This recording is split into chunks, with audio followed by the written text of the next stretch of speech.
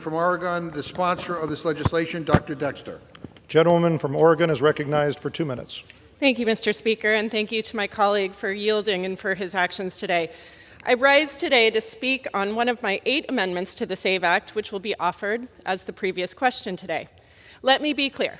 The SAVE Act is an anti-woman voter suppression bill. Under the guise of election integrity, the SAVE Act would penalize millions of women just for taking their spouse's name, requiring them to present additional documentation that many women don't have the resources to obtain to exercise their constitutional right to vote. My amendment would prevent this bill from being implemented unless we get certification that it would not bar a single married woman in this country who is eligible to vote from the ballot box. If this amendment fails, we are putting 70 million American women at risk of disenfranchisement. 70 million. That's 1 in 4 voters in this country. And this burden will fall hardest on women already forced to navigate broken systems with fewer resources and less time, working mothers, caregivers, women juggling jobs and families.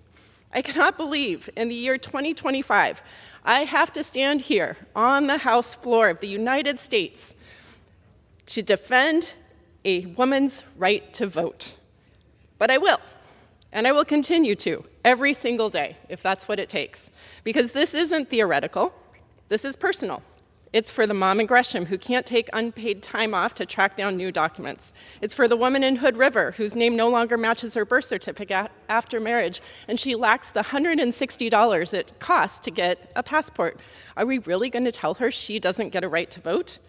I ask for my Republican colleagues to show courage in this moment for your mothers, your daughters, and for every woman in your life that you love. Please join your Democratic colleagues in defeating the previous question so that we can vote on my common sense amendment. American women cannot afford to go back. Thank you, Mr. Speaker. I yield back. Gentleman yields back. Gentleman from